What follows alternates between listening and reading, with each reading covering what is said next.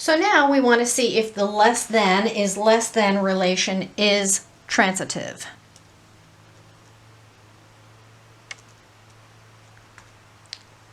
We found that it's not reflexive and it's not symmetric, but maybe it is transitive. All right, so there are going to be three objects. We do have that 5 is less than 7. And we do have that 7 is less than 10. My three objects are 5, 7, and 10. So 5 is less than 7, and 7 is less than 10. Is it true that 5 is less than 10? And you know what? That is true. So we would say that the less than relationship is transitive, it is not symmetric, and it's not reflexive.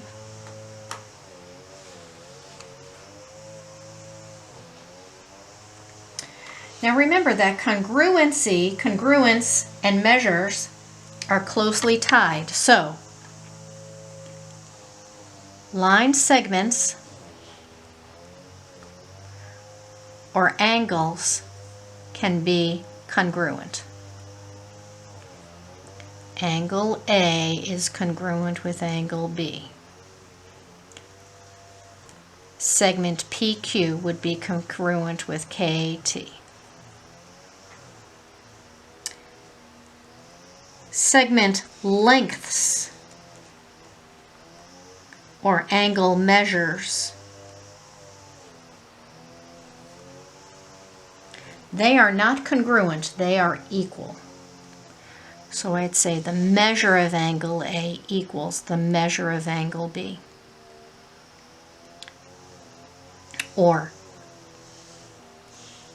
the length of PQ equals the length of KT. This is not a small thing. This is not a minor notation in geometry. This is very important, knowing the difference between congruence and measurements being equal. They're closely related, but they are not the same thing. All right, so let's continue. And let's look at, is congruence reflexive, symmetric, and transitive? Is congruence reflexive? So is angle 1 congruent with angle 1? Is angle 1 the same shape and size as itself? Yes. So congruence is reflexive. How about symmetric? If angle 1 is congruent with angle 2, is it also true that angle 2 is congruent with angle 1? Yes, it is. So congruency or congruence is also symmetric. And then transitive, that's where we look at three different objects. If angle 1 is congruent with angle 2, and angle 2 is congruent with angle 3, is it true that angle 1 is congruent with angle 3? Well, if 1 has the same size as 2 and 2 has the same size as 3, 1 would have the same size as 3. So yes, congruency is reflexive, it's symmetric, and it's transitive.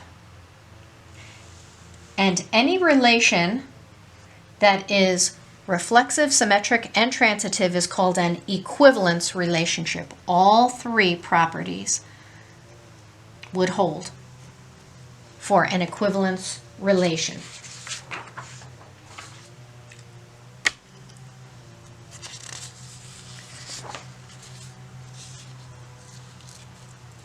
So I just want to remind you of one last theorem. If two lines intersect, the vertical angles are congruent. We're going to use this one a lot. Here's line A, and here's line B. Whenever two lines intersect, vertical angles are congruent. That has the same measure as that angle, and these will put two